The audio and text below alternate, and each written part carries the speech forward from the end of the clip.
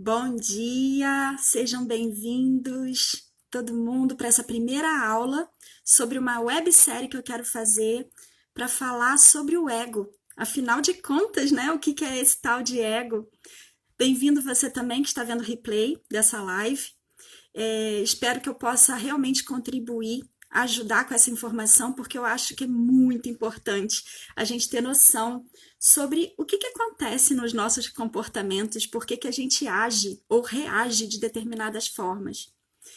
Então, eu quero começar a falar com vocês o seguinte: tenho quase certeza que todo mundo aqui já conviveu com pessoas que, de repente, por exemplo, vivem mentindo, mentem pra caramba, nem precisa mentir, mas é natural da pessoa mentir. Ou então pessoas que se acham muito superiores, sabe? Aquelas pessoas que, por exemplo, acham que sabe tudo.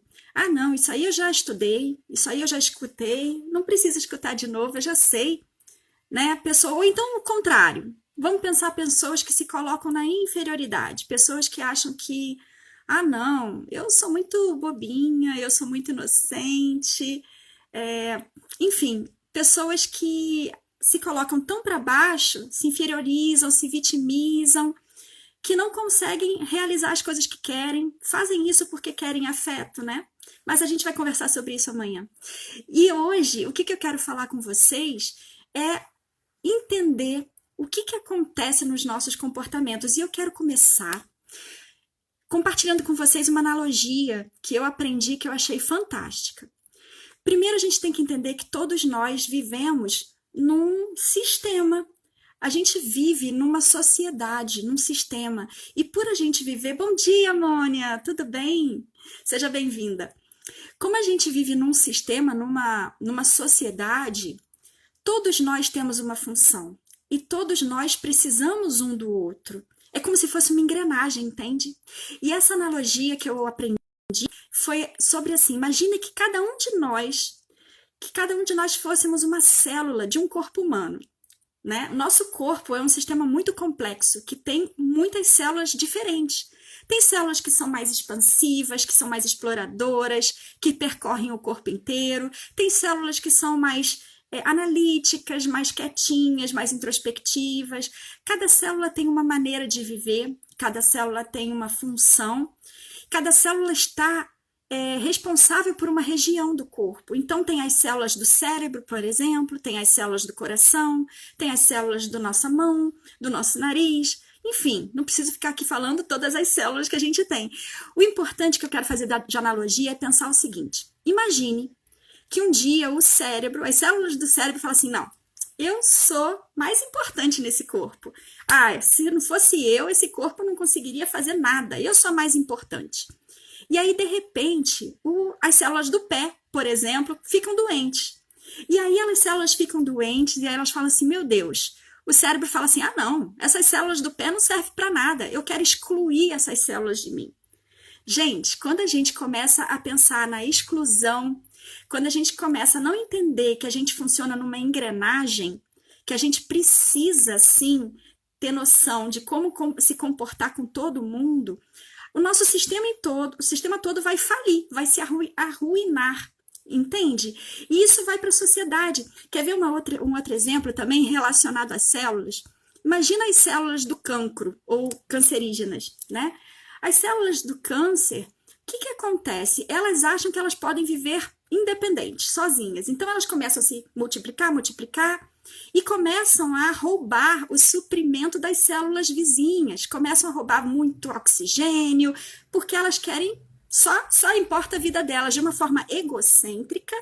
Elas começam a viver, só que elas estão matando aquele próprio corpo que elas estão habitando, entende? E um dia elas vão morrer também, porque elas mataram o corpo. Então a gente tem que entender a importância que cada um tem na vida um dos outros. E por que eu tô falando isso, gente? Porque, assim, o ego, que eu vou falar o que é agora o ego, ele define o nosso comportamento. E ninguém gosta de conviver com pessoas que de repente se acham muito superiores, ou muito egoístas, ou se vitimizam, ou então pessoas que só buscam pelo prazer e não têm o autocontrole, não desenvolvem o autocontrole. Pessoas que vão causar prejuízo, não só na vida pessoal, mas na vida profissional, né? Na sociedade. Quem é que gosta de você trabalhar num restaurante e você vai atender uma pessoa que está se sentindo ali, né? Que quer que você atenda na hora que tem que ser, que seja daquela maneira, a pessoa já não vai atender com muito prazer, entende? Então, é muito mais vantagem a gente saber se comportar de uma forma equilibrada e amorosa, a gente ajustar o nosso ego para o ego ficar sadio, do que ele ficar doente, porque o doente só vai trazer prejuízo. Você vai se anular. Existem muitos desajustes do ego que fazem com que você se anule, você vai espantar as pessoas de perto de você, você vai gerar mágoas, você vai se sentir culpado, enfim. Só tem vantagem a gente aprender a colocar luz nessas sombras. E o que quer dizer isso, né? A gente ouve muito falar isso. Todos nós, a gente está aqui no planeta Terra porque nós estamos aprendendo a sermos pessoas melhores a cada dia. E todos nós temos um lado que é sombra, como a gente fala. O que seria o lado sombra? Aquilo que está desajustado. Aquilo que prejudica a nossa vida e prejudica a vida dos outros. Mas também nós temos muita luz dentro da gente. Na verdade, nós temos todas as respostas da sabedoria mais sagrada dentro da gente. A gente só tem que aprender a acessar isso. E o que significa colocar luz na sombra? Significa justamente trazer para a nossa consciência o que a gente está fazendo de ruim. Ah, olha só, eu tenho esse comportamento nessa situação. Ah, olha só, eu geralmente costumo falar dessa forma e causa uma consequência ruim. Quando você traz para sua consciência que você consegue perceber o que está de ruim, você já está colocando uma luz. Isso já ajuda você a melhorar o seu comportamento. Porque, gente, não é fácil, mas é simples. Entende? Dá pra gente começar a perceber e trabalhar o nosso próprio comportamento. Mas vamos no que interessa. O que é esse tal de ego? Eu tenho aqui um rascunho, tá? Da aula, porque é para não esquecer nada do que eu queria falar com todo mundo aqui. O que é esse tal de ego? O ego, gente, nada mais é do que uma construção da nossa personalidade. Ou seja, como que a gente vai se comportar e o nosso caráter. Tá? E o que é essa construção, né? Porque ela vai gerar na gente uma forma de agir perante o mundo, de reagir perante o mundo e trazer todas essas consequências que eu já falei, certo? Então, é como, tô lendo aqui para não esquecer o que eu tenho que falar, é como você vai pensar, porque amanhã eu falo mais um pouco sobre isso, mas a questão de quando você pensa em algo, é daquela forma que você pensou que você vai reagir, entende? Então, o ego nada mais é do que a construção da sua personalidade. Ah, beleza, Cláudia, entendi que é a construção da nossa personalidade, mas da onde vem? Quem construiu isso? Eu não escolhi ser uma pessoa egocêntrica, eu não escolhi ser uma pessoa, sei lá, né, ruim, que me cause prejuízos. Da onde vem? E aí que vem a questão da onde que são os formadores do ego. E eu vou falar para você, nós temos quatro elementos que formam o nosso ego. Olha o que acontece, eu não vou ficar aqui abordando um lado da psicanálise, eu não vou ficar explicando a diferença entre id, ego, superego, tá? Não vou falar do alter ego e do aparelho psíquico, mas é um mundo muito interessante. Quem tiver curiosidade de estudar isso, vai fundo, eu aconselho estudar. Mas eu quero dizer para vocês o seguinte, o primeiro elemento é o que a gente chama de arcaico. O arcaico é um termo que vem da psicanálise. O arcaico, ele é justamente aquilo que você traz, a informação que você traz antes do seu nascimento. Já é visto que até dentro da barriga da mãe, a gente já traz informações, reações, alguma coisa de comportamento que foi criando ali. a gente pode se sentir talvez abandonado, alguma coisa assim, ou então muito querido, né? Então, assim, já desde aquela época a gente traz.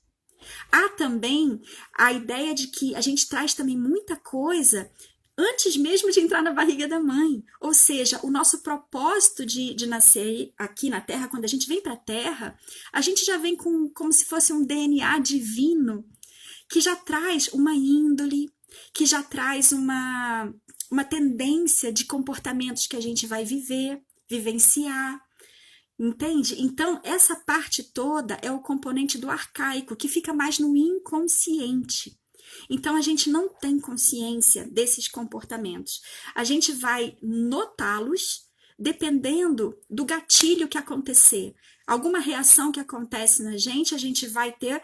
Quer dizer, alguma ação que acontece, a gente vai ter uma reação e a gente vai falar, por que eu reagi dessa forma? Não estou entendendo. Então, isso é inconsciente.